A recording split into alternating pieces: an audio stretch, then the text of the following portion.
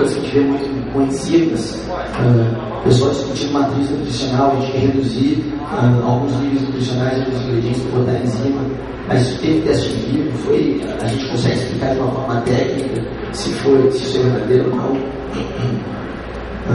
Eu posso dizer que eu tenho alguma experiência na China em fitases. Não quero dizer que os produtos chineses são todos ruins, porém, como funciona a matriz nutricional na China? Se ela é fúngica, ela copiou da base. Se ela é microbiológica, ela copiou da disso. Eles não têm teste vivo para mostrar qual é a matriz nutricional que eles têm.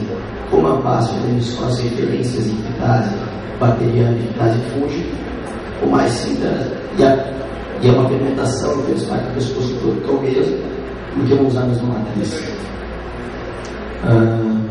Outra coisa que a gente vai questionar, esse uso cada vez, as nossas empresas, cada vez um dos clientes vão visitar vocês na parte de vendas, a gente está querendo vender aditivos, será que esses aditivos têm sinergia no uso?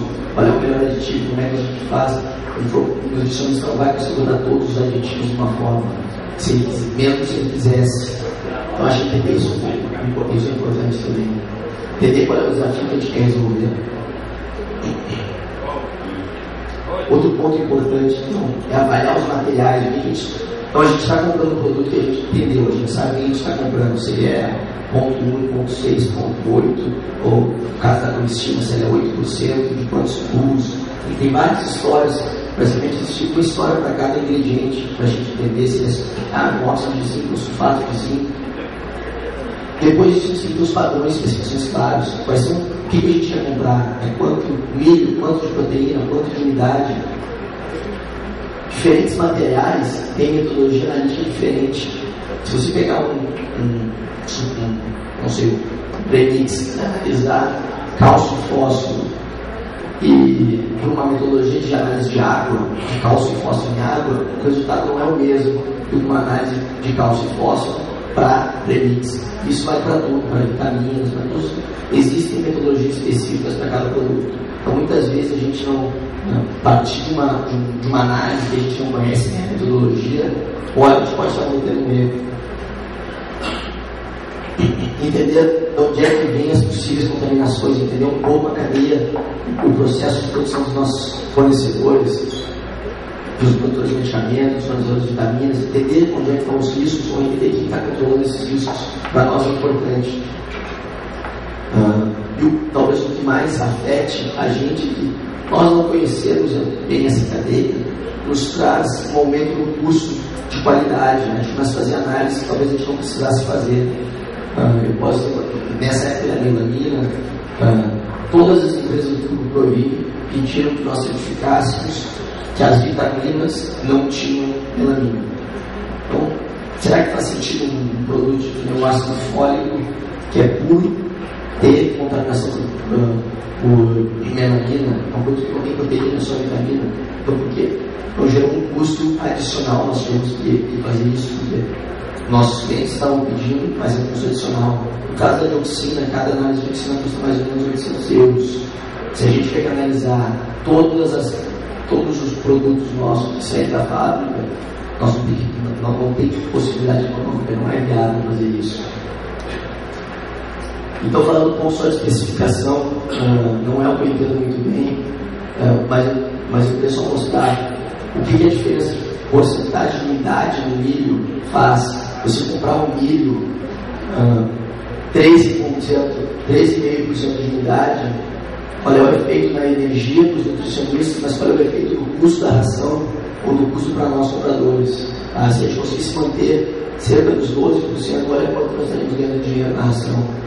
Então, é ter um padrão de especificação, conseguir comprar dentro desse padrão de especificação, isso é importante para nós.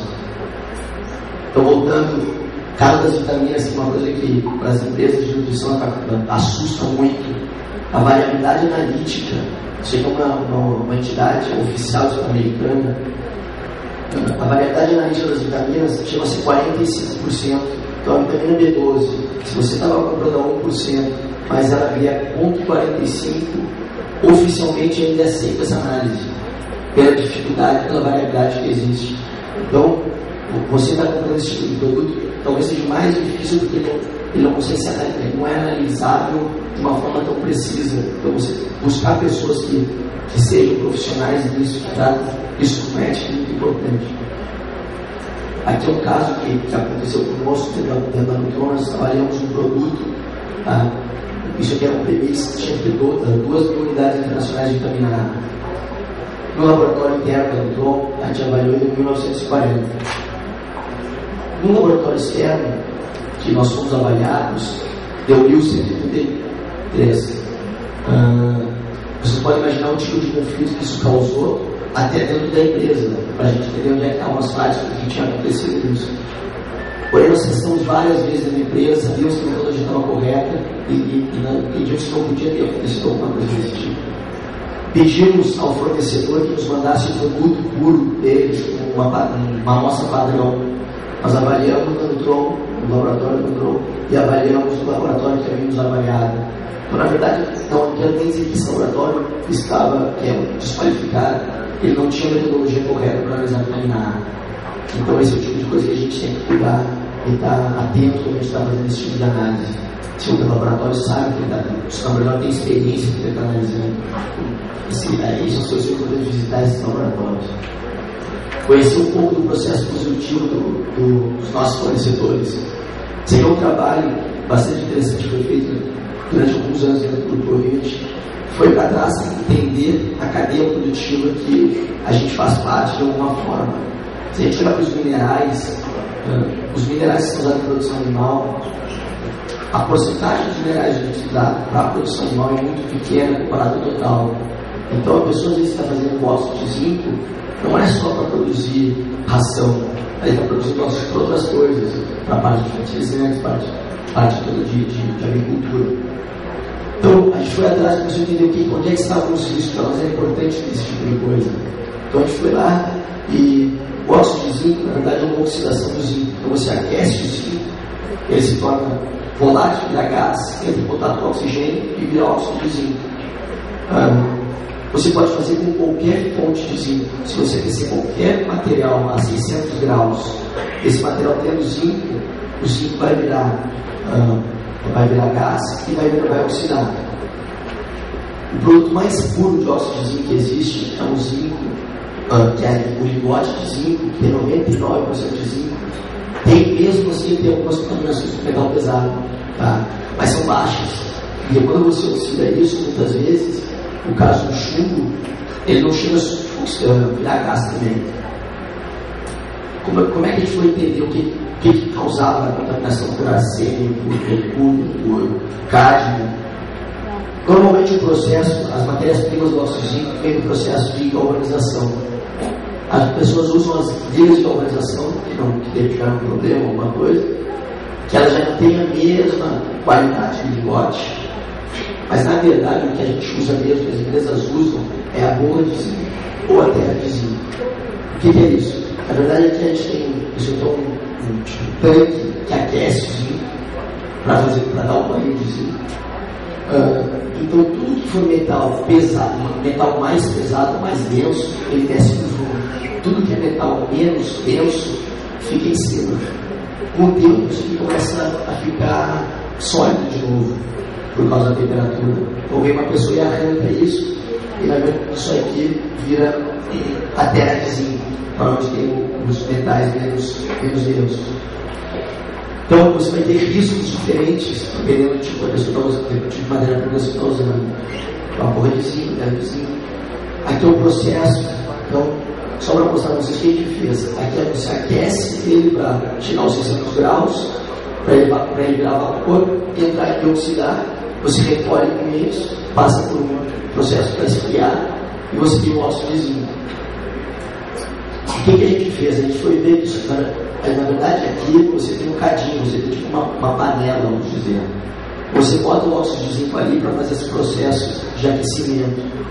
A gente se deu conta que quando a pessoa tirava isso, tinha um resíduo ali. Então a gente foi estudar o que era o resíduo. E a gente se deu conta que o que acontecia? Todos os produtos que o ponto de ebulição era acima de 600 graus, que é o caso do zinco, ficavam no cadinho. Então, problemas de chumbo em óxido de zinco, sulfato de zinco. É difícil acontecer. Porque a gente entendeu que o chumbo é mais pesado, o chumbo precisa uma temperatura mais alta para evaporar, para virar vapor. Então, normalmente na produção você não vai ter um risco. Então, muitas vezes, avaliar o chumbo, o óxido de zinco, você não precisa analisar todas as cargas. Você pode escolher se vale a pena analisar todas, porque o risco é pequeno. Então, você avaliar um pouco como é que o seu fornecedor, o fabricante de produtos faz os produtos que estão dando para vocês, é importante. Eu vou mostrar rápido algumas auditorias que a gente faz, como é que a gente entende o processo de auditoria, algumas dificuldades, algumas bonitas, outras feias. Eu acho que todo mundo pega um pouco das coisas mais feias, né? Isso aqui é uma empresa chamada Jiangxi Luhan, que é uma empresa que produz sulfato de cobre na China. A empresa tem várias certificações, tá? Basicamente ambiental, mas tem certificação de trabalho, certificação ambiental. Ela é uma empresa, na verdade, que faz tratamento de afluentes, não sulfato de cobre, mas ela se deu conta que ela tinha um resíduo de cobre, que ela tinha que limpar esse resíduo do cobre.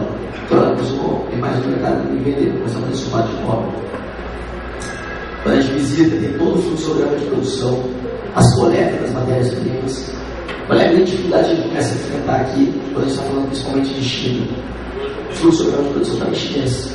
Eu não tenho qualificação da lei chinesa. As matérias-primas estão em chinês. Então, se você tem que ter uma estrutura que tenha condições de entender se esse processo está sendo bem feito, entender se as matérias-primas estão sendo avaliadas, são as corretas. Nós visitamos, eu visitei o maior fornecedor de corda triciclina do mundo. Faz 60% da corda triciclina produzida para o mundo. Esse fabricante, ele é altamente qualificado. Você pode imaginar que ele está produzindo para várias marcas que a gente conhece. Ele fazia todas as análises de proteína, ele analisava, mas não era um ponto importante na análise dele. Enquanto a pessoa de qualidade, né, na verdade, estava analisando os laudos de análise, ele encontrou que a pessoa tinha comprado o farelo de soja com 60% de proteína durante a época da melanina.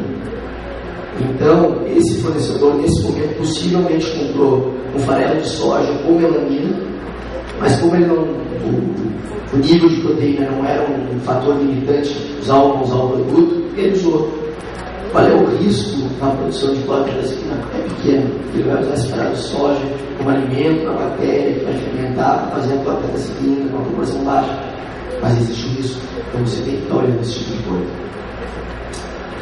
Mais algumas coisas que a gente olha, eles fazem para os fornecedores, como é que eles fazem, se eles têm procedimentos de compra, porque eu cobrar tudo isso deles, que eu quero fazer, mas eu também preciso que eles me ajudem e façam algumas coisas. Então eles fazem trabalho, tudo, sabe? Metais pesados. Aqui é um processo que eu estava falando, extrato afluente, então eles recebiam um líquido, que isso aqui era do resíduo da produção de placa-mãe de computador, que tinha cobre. Então eles recebiam esses líquidos e eles começaram a usar para produzir sulfato de cobre. Essa aqui é a fábrica deles, são os reatores onde você joga o cobre mais o ácido sulfúrico para fazer o sulfato de cobre. Esse aqui é o processo de secagem. Eles têm um laboratório que analisa 5% das cargas através de IPC, LCD, metais pesados. Tá? Esse foi um fornecedor aprovado por nós. E ele é realmente um professor muito bom na China. Então, a minha ideia aqui não é mostrar nem o que nós fazemos, mas mostrar que tem coisas boas lá, tem pessoas que fazem um serviço muito bem feito.